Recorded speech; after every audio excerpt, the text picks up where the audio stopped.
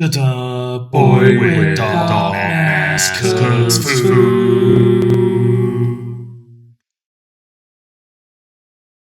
Welcome to another episode of Boy with Dog Mask Cooks Food. And in this episode, I'm going to show some of the things that we can do with the chicken stock that we made from the last episode. As I mentioned before, anything you use with water probably can be replaced with chicken stock. So here I'm going to make rice and I'm going to replace it with chicken stock. So the rice will now carry a little bit of a chicken flavor. And I recall that is exactly what they do with Hainan chicken. Except in Hainan chicken, the chicken broth is much more clear. So I'm also going to be pairing this dish with some vegetable. And for this dish, since it kind of carries a little bit of Asian theme, I'm using snow pea sprouts, which you can find in Asian supermarkets when it's in season. It's a very easy to cook vegetable, very easy to clean, and on high heat, you can stir fry it really fast with just a little bit of oil and then let it finish with some steam, like liquid stock to steam it. I roughly chopped up some garlic and I threw away the ends of the garlic. And here, instead of using cooking oil, I'm going to use the chicken fat that has now congealed on top of the stock. And this also helps to clean up the stock itself. So in the future, when I use this stock, it won't be as fatty. So I'm going to take all that chicken fat, skim it all off. And since I have it, this is the nice way to use it without wasting it. And it's very easy to pick up. Just run it through with a spoon and then you get all the stock. Don't put a lot of pressure so you don't get any of the stock. So when you go heat it up, you don't splash on yourself. So there we go. It's done. And I can put the stock aside for later use. And since this is an Asian themed dish, I'm going to use a little bit of oyster sauce.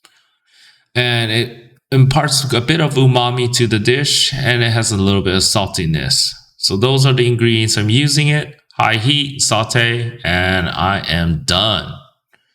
Now check that out. Nice, bright and green. Now I'm going to plate it. I'm going to show you the finished cooking rice.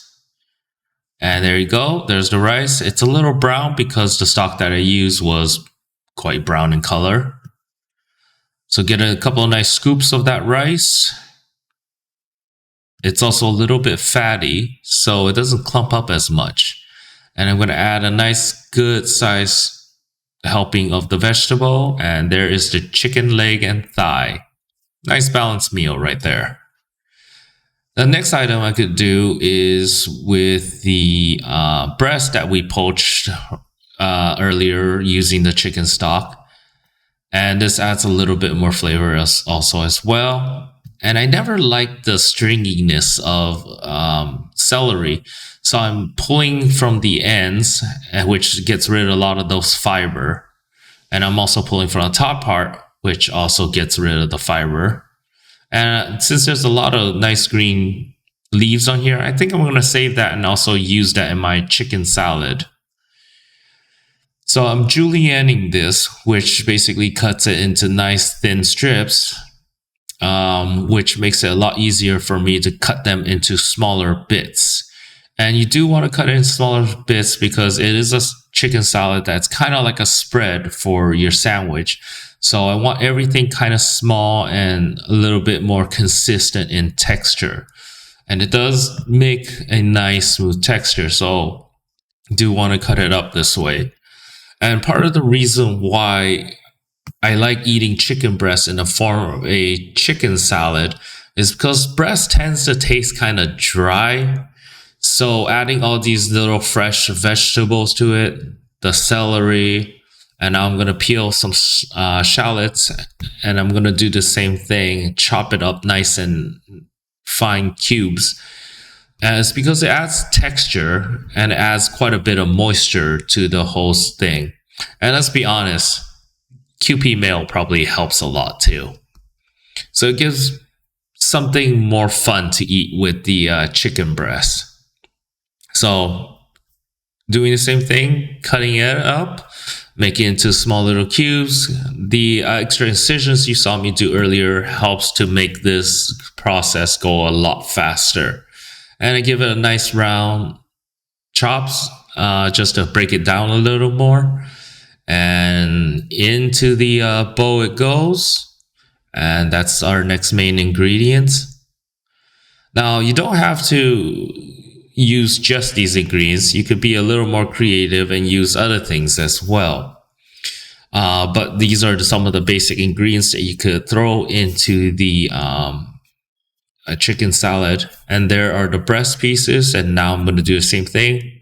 I'm break it down, chopping it through, and kind of mashing it up and tearing it up. So that way, when I mix it earlier, it spreads it out and makes a nice smoother texture and allows the blending of the mayo and the other vegetable ingredients to spread a lot more evenly. That way, get a nice, more consistent taste when you're eating the sandwich.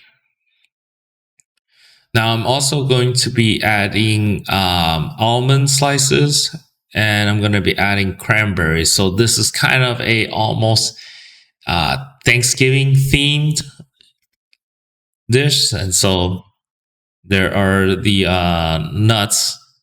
Actually, I use walnuts, not almond slices, but you can use almond slices. And I'm going to mix those in as well after I chopped it up nicely. So it gives, again, consistency in texture. And lastly, some cranberries. Not fresh cranberries, but dried cranberries. And that also gives it a little bit of sweetness and a little bit of tartness. And that bag was, for some reason, pretty hard to open. And throw a nice healthy serving to it. And there's no real measurements here. If you like ingredients, add some more. If you don't like it, add less of it. Salt and pepper to taste. And here's the main binder. Some mayo. Oh, no, that wasn't mayo. That was actually mustard. It's been a while since I actually made this video. So now I'm going to mix it all up. I added the mustard because I like mustard. It gives a little bit of more extra to it. Extra kick. You can also add some chili, like maybe some cayenne pepper or paprika. It will make it a little darker in color. And I'm sorry the video is a little washed out. This is the first time I'm doing this, so my lighting situation hasn't been that great. I think I apologized to you guys in the last episode. Give it a nice mix, and make sure everything is nice and even. And that is your mix for the chicken salad. And you could eat this as is. You could mix, I'm going to be basically putting it between 2 slices of bread. And you could also kind of serve it like a tea sandwich for tea time. If you make it nice and even. I'm just making a simple white bread. You know, cut off the crust, make little squares out of that, and you get little tea sandwiches. But in this case, I'm just going to make a real sandwich because tea sandwich is going to be a little bit too small for me. So I'm using white bread, and I'm just going to lightly toast it. And there it is, lightly toasted. And now I'm going to give nice big scoops of the chicken salad into it. Like nice and thick, because this is realistically the only ingredients I'm doing.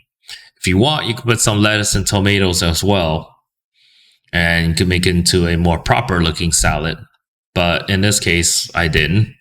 And because there's quite a bit of fat on it, I'm not putting any butter on the bread itself. But if you want, you could spread some butter onto it. And it will probably make it taste wonderful. But in this case, I'm trying to worry about my calorie a little bit. So I decided, since it has a lot of fat in it, I skipped the butter. Sorry, the cross-section was terrible. And now, the last thing you could do, which really highlights the broth itself. And what I have here is an onsen egg, which is an egg that is sous vide. And it creates a very nice, soft gooey texture to it. And you basically kind of sous vide at about 145 degrees for about 45 minutes. I put some green scallions to it, a little bit of salt, and that basically is a dish by itself. Now look at that.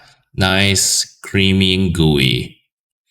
So thank you for joining me on this episode, and I hope you will join me for the next one. Thank you for watching. Please like and subscribe.